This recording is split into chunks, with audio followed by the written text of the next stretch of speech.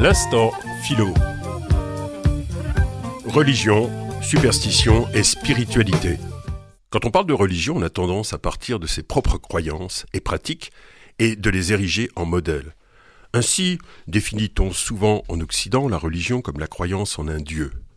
On oublie alors que le monothéisme ne constitue qu'une des multiples manifestations du religieux. Le polythéisme, par exemple, n'est pas une croyance tombée en désuétude qui serait typique de l'Antiquité grecque et romaine. L'hindouisme de nos jours est, en effet, fort de plus d'1 milliard d'adeptes. Le même préjugé nous laisse déconcertés face aux religions où la notion de divinité est largement absente, à l'instar du bouddhisme ou de l'animisme. La perspective qu'on adopte souvent dans notre appréhension du religieux nous conduit donc à repousser les cultes différents du nôtre, soit du côté de la superstition, de l'hérésie ou de la naïveté supposée des anciens ou d'autres peuples, soit, et c'est plus positif, du côté de la spiritualité, comme c'est le cas pour le bouddhisme, le confucianisme ou le taoïsme. Notre jugement est faussé. Ensuite, une fois que ce premier obstacle est repéré, un autre se présente, peut-être encore plus redoutable, car il n'est vraiment pas facile de trouver un dénominateur commun à toutes les pratiques religieuses déjà nommées. Surtout si on ajoute le totémisme, l'énigmatique religion égyptienne, le chamanisme, les rites sacrificiels des Aztèques, le shintoïsme. Et la liste n'est vraiment pas exhaustive. Peut-on vraiment trouver une définition de la religion qui puisse s'appliquer à toutes ces différentes croyances ? Et si c'est le cas, doit-on les considérer toutes à égalité ou bien faut-il introduire des distinctions, voire une hiérarchie entre elles ?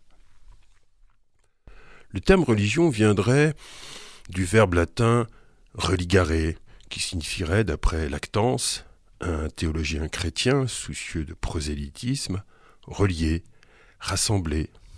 Mais rassembler quoi ? Les hommes entre eux, pour les uns, les hommes à Dieu, pour d'autres. Parfois, les deux interprétations coexistent. Toutefois, d'après le Gaffio, dictionnaire de référence pour le latin, cette étymologie n'est pas très fiable. Certains vont alors rapprocher religio du latin relegere, reprendre avec soin, traiter avec scrupule, ou encore, ce qui vaut seulement pour les religions du livre, relire avec grande attention. Un théologien comme saint Augustin commente à plusieurs reprises ces deux étymologies, mais sans trancher, car il ne porte pas une si grande attention à ces considérations. A raison, car cette piste semble ne mener que là où on veut aller, et elle ne permet pas de dégager une définition satisfaisante et globale du fait religieux. Présenter la religion comme une expérience du sacré, à la manière de Mircea Eliade, est peut-être plus éclairant. Le sacré, réalité absolue et transcendante, censée être source de tout, est objet d'un respect qui commande habituellement attitude humble et silencieuse.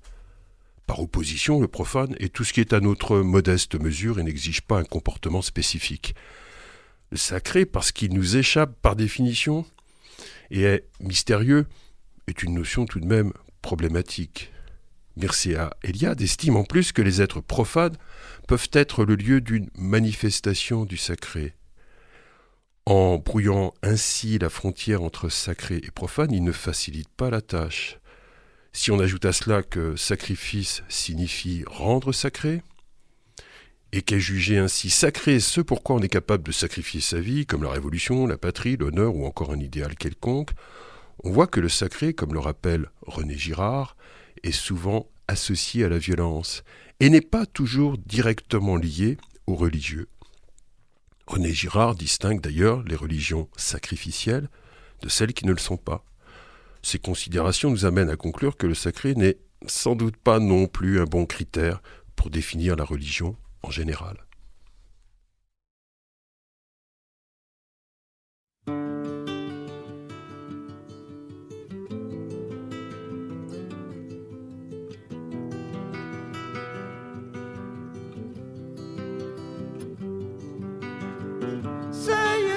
So, Joe, please say it ain't so. That's not what I wanna hear, Joe, and I got a right to know. Say it ain't so, Joe, please say it ain't so. I'm sure that us, Joe, please tell us it ain't so. They told us that our hero had played his trump card. He doesn't know how to go on. They're clinging to his charm and determined smile, but the good old days have gone.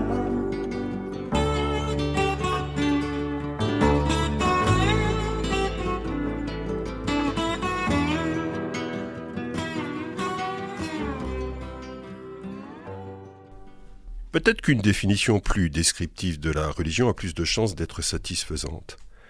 Examinons celle que l'historien Yuval Noah Harari a proposée dans Sapiens, un livre qui date d'une dizaine d'années. La religion, écrit-il, est un système de normes et de valeurs humaines, fondé sur la croyance en un ordre surhumain.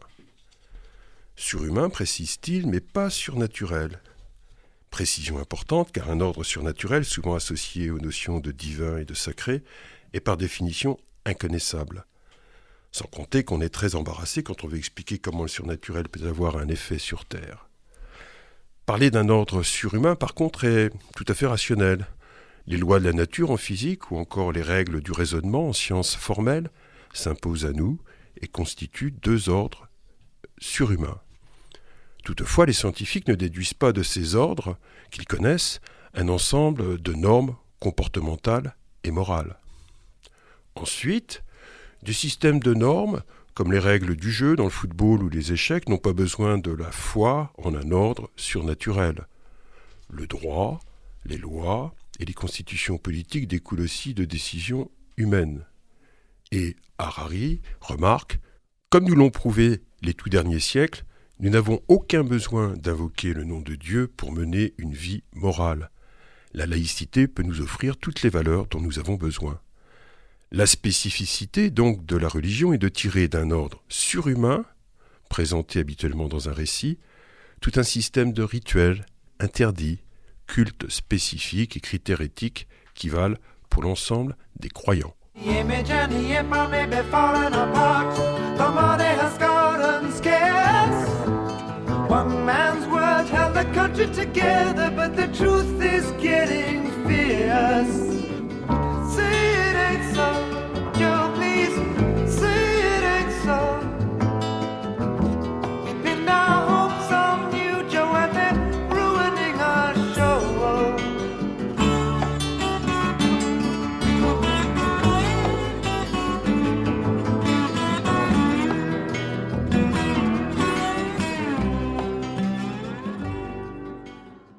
Une remarque du philosophe et économiste Friedrich Hayek va permettre de distinguer ordre humain et ordre surhumain et de dégager la dimension religieuse de certaines doctrines politiques. Hayek, en effet, distingue les organisations, qui sont des productions humaines dont l'origine et la responsabilité humaine est clairement identifiable, à l'exemple d'un défilé militaire, des ordres, qui sont des productions collectives où l'enchevêtrement des actions d'une multiplicité de personnes différentes nous rend incapables de savoir qui en a décidé. C'est tout le monde et personne. Comme exemple de ces ordres spontanés et finalement involontaires que les collectivités humaines produisent, il y a les langues, dont l'évolution et la formation ne peuvent être rapportées à des personnes précises, mais aussi la marche imprévisible de l'histoire, ou encore, pour beaucoup de libéraux dont fait partie Hayek, le marché. Il y a donc des ordres humains qui nous dépassent et que nous pouvons d'une certaine manière sacraliser et confondre avec un ordre surhumain. C'est le cas de ceux qui font de la croyance dans le marché, censé apporter abondance et richesse à tous, un acte de foi dont découlent certaines politiques et normes à respecter par les instances internationales, les États et les citoyens. Pour Harari, certaines versions du communisme, qui partent de la croyance en des lois de l'histoire censées aboutir nécessairement à plus d'égalité, et en déduisent un ensemble de normes de comportement politique individuel, sont également des religions. Ainsi, présenter la religion comme un système de normes et de valeurs humaines fondées sur la croyance en un ordre surhumain semble donc bien rendre compte de l'ensemble des croyances. Cela éclaire même certains aspects religieux du politique qui se manifestent quand on confond ordre humain spontané collectif et ordre surhumain. Cette définition générale n'empêche pas toutefois de poser des distinctions entre les religions. Certaines, pour Harari, relèvent d'une sorte de marché ou de contrat passé entre le croyant et l'institution à laquelle il adhère. Obéissez et appliquez les lois, et vous obtiendrez le salut. D'autres pratiques religieuses, selon lui, peuvent être placées du côté d'une aventure spirituelle, où l'on s'interroge, sans tabou ni dogmatisme, sur le sens de la vie et sur les valeurs qui doivent nous guider. Il écrit ainsi « Nombre de systèmes religieux ont été défiés non pas par des profanes avides de nourriture, de sexe et de pouvoir, mais par des personnes en quête de vérité. » Dans les multiples exemples qu'il fournit, il y a la révolte protestante contre l'autorité de l'Église catholique qui a été déclenchée par un moine pieux et ascétique, Martin Luther. Ce dernier réclamait des réponses aux questions existentielles de la vie, refusait de s'en tenir aux rites, rituels et marchés qu'offrait l'Église. On se souvient à cet égard que Luther était scandalisé par la vente d'indulgences par l'Église, qui était censée permettre aux riches d'écourter leur séjour au purgatoire et d'accéder plus vite au paradis.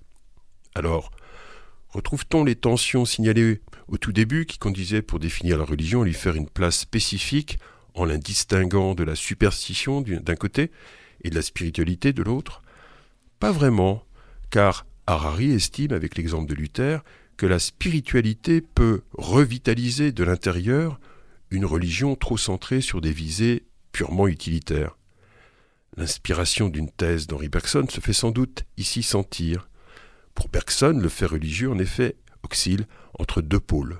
Un pôle statique, soucieux de la satisfaction des intérêts concrets, avec notamment des pratiques magiques, parfois sacrificielles et assurément politiques, et un pôle dynamique et créatif, qui renvoie à des interrogations fondamentales et à une quête spirituelle que Bergson associe au mysticisme.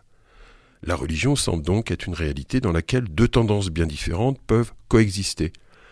En proposant cette distinction non exclusive entre religion et spiritualité, et en défendant, on s'en souvient, la possibilité d'une haute moralité des incroyants, Harari arrive à contourner, grâce à une position qu'on pourrait qualifier sans doute de laïque, un des obstacles que l'on rencontre souvent quand on cherche à définir la religion, à savoir qu'il faudrait prendre sans nuance position pour ou contre. Au fond, il ne s'agit pas de croire ou de ne pas croire à la religion, il ne s'agit pas de la louer ni de la condamner, du moins tant qu'elle ne cherche pas à imposer ses normes et valeurs avec violence. Il faut, plutôt, tâcher de comprendre cette réalité humaine importante et multiforme. Telle est, je crois, sur ce sujet, la position la plus authentiquement spirituelle.